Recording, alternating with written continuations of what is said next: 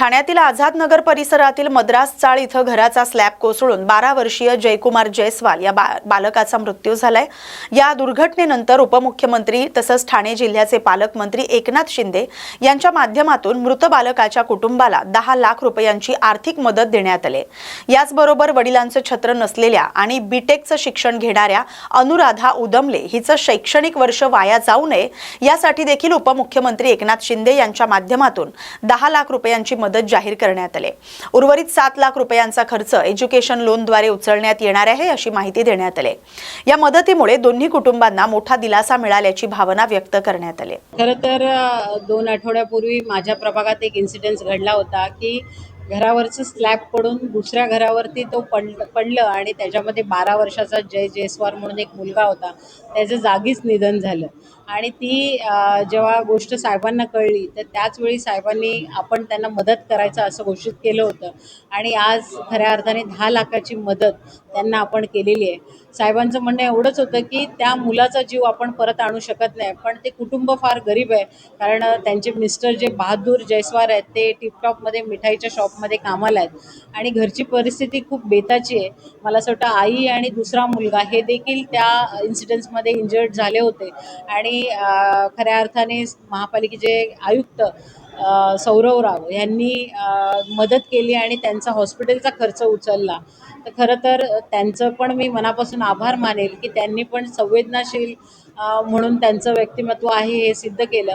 आणि खऱ्या अर्थाने या महाराष्ट्रात राज्यात काम करत असताना उपमुख्यमंत्री हे महाराष्ट्रभर फिरत असतात, पण ठाणे महापालिकेच्या हद्दीमध्ये त्यांचं पालकत्व त्यांनी पालकमंत्री म्हणून काम केलेलं आहे आणि पालक कसा असावा याचं उत्तम उदाहरण आजच्या ह्या इन्सिडेंट्समध्ये आपल्याला बघायला मिळतंय की जे सरळ हाताने मदत करायची। मला असं वाटतं की हे जे गृहस्थ आहेत ते आमचे वोटर्स देखील नाही आहेत, तरी पण त्यांना मदत पोचली पाहिजे या भावनेने मदत करणारा माणूस, जो जातीपातीचं राजकारण न करता खऱ्या अर्थाने लोकांपर्यंत कसं पोचायचं ह्यासाठी कायम तत्पर असतात आणि त्याचं उत्तम उदाहरण आज आपल्याला बघायला मिळालं।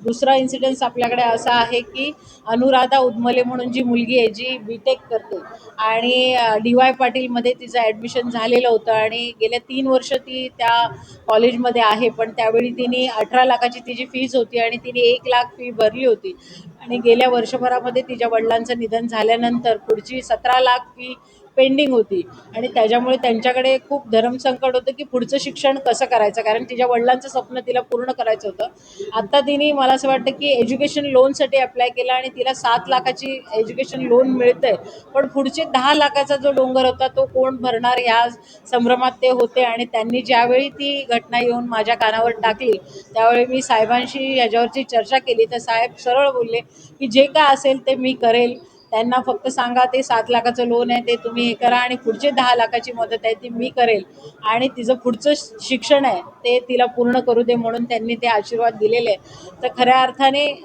साहेबांनी ह्या ठाणे महापालिकेच्या हद्दीत म्हणजे ठाण्याचं पालकत्व घेतलेलंच, पण महाराष्ट्रभर पण ते असंच काम करतात याचं उत्तम उदाहरण आज तुम्हाला ह्या 2 प्रकरणामध्ये बघायला मिळते।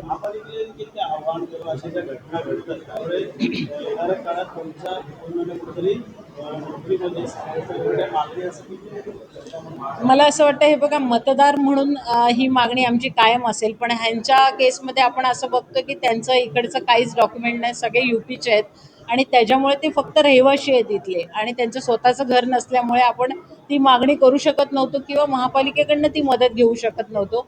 माझ्या माहितीनुसार असं कळलं होतं मला की अनधिकृत बांधकाम जर पडलं तर त्याची जबाबदारी महापालिकेची नसेल म्हणून, तरी पण त्याच्या उपर जाऊन मला असं वाटतं की जे आमचे आयुक्त आहेत सौरवराव यांनी हॉस्पिटलचा देखील खर्च केला आणि इतर जी काही मदत करायची ती देखील त्यांनी केलेली आहे। तर खऱ्या अर्थाने मला असं वाटतं की या गोष्टीमधनं एवढंच माणुसकी दिसली आम्हाला कुठेतरी, म्हणजे नियमांना डावलून कुठेतरी नियमबाह्य काम या गोष्टीत दिसल्यामुळे मला खऱ्या अर्थाने आनंद झाला की अशी पण मदत लोक करू शकतात। आणि खरं तर पालकमंत्री म्हणून साहेब कायम संवेदनाशील असतात आणि त्यांनी या 2 इन्सिडेंट्समध्ये स्वतःचं योगदान देऊन यांना एक सहारा दिला। मला असं वाटतं त्यांच्या मुलाचा जीव तर आम्ही परत आणू शकत नाही, साहेबांच्या भावना होत्या, पण त्यांना आर्थिक मदत करून कुठेतरी त्यांना पाठबळ देऊन भविष्यात त्यांना घर घ्यायचं असेल किंवा इतर काय करायचं असेल तर त्यासाठी आपण मदत करावी आणि मुलीच्या शिक्षणासाठी तिला वंचित राहू नये यासाठी ह्या सगळ्या गोष्टी साहेबांच्या हातून घडल्यात आणि मला असं वाटतं त्याचसाठी आपण त्यांना इथे बोलवलं. खरं तर त्यांच्या घरी जाऊन आम्हाला अपेक्षित होतं की त्यांना ती मदत द्यावी म्हणून, पण त्यांनी ते तिथे राहत नाही, आता ते पुढे कुठेतरी राहतात म्हणून आम्हाला पण ते प्रॉपर त्यांचं लोकेशन माहिती नव्हतं आणि आता पावसाचे दिवस आहेत तर त्याच्यामुळे आम्ही पण गेलो नाही तिथे आणि त्यांना या सूर्या कार्यालयामध्ये जे दिघे साहेबांची वास्तू आहे त्याच्यामध्ये बोलून, कारण साहेब पण दिघे साहेब पण असंच समाजकार्य करत होते आणि त्याच कार्यालयातनं अशा प्रकारचं योगदान होणं ही गरज होती आणि म्हणून त्यांना आम्ही दोघांना इथे बोलवलं आणि आज त्यांना ते जी रक्कम आहे ती सुपूर्द केली. उदबले मी खूप गरीब कुटुंबातील आहे. माझी मुलगी अनुराधा बापू उदबले ही गरीब कुटुंबातील असून तिची शिक्षणाची इच्छा खूप आहे, परंतु एवढे गरीब असल्यामुळे एवढे पैसे मुलीवरती आम्ही खर्च करू शकत नाही. तरीसुद्धा आमच्या वार्डमधून ताई मीनाक्षी ताई आहे, विक्रांत वायचळ हे नगरसेवक आहेत, त्यांच्याकडे मी गेली. कारण माझे मिस्टर 1 वर्ष झालं, आत्ता वर्ष झालं की ते ऑफ झाले. त्यांचं खूप मोठं स्वप्न होतं की माझ्या मुलीला गरीब असलो म्हणून खायचं, माझी मुलगी खूप शिकली पाहिजे ही त्यांची खूप इच्छा होती. म्हणून त्यांनी तिची डी.वाय. पाटील इथं तिची ॲडमिशन घेतलं. परिस्थिती नसतानाही त्यांनी 1,00,000 रुपये भरले. ते बोलले जे काही होईल ते होईल, मी पैसे भरून तिला शिकवीन. परंतु काळाच्या योगाने त्यांचं हार्ट अटॅकमुळे त्यांचं अचानक निधन झालं.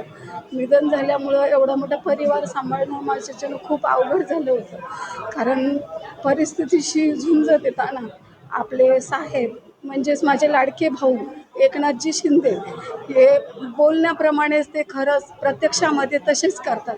त्यांचा मला असं वाटलं की त्यांचा कुठेतरी आपल्याला आता आधार भेटेल, म्हणून मी ताईंना येऊन भेटले आणि माझी परिस्थिती सांगितली.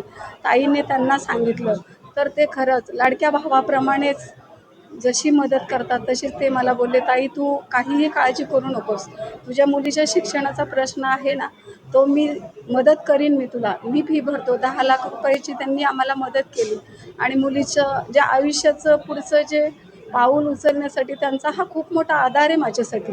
तो खूप मोठा आहे माझ्यासाठी, माझ्या परिवारासाठी आणि माझ्या मुलीच्या भवितव्यासाठी.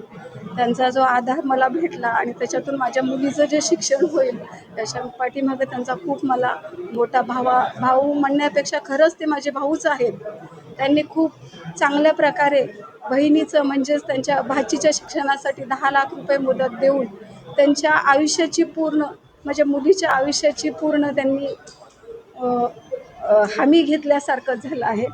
तर माझी खूप खूप नम्र विनंती आहे की खरंच आपले साहेब जे आहेत ते बोलल्याप्रमाणे खरंच मदत करतात. आज मला त्यांचा खूप मोठा आधार आहे आणि माझ्या आज मुलाच्या आयुष्याचा पण प्रश्न सुटेल ही मी आशा बाळगते आणि माझे 2 शब्द मी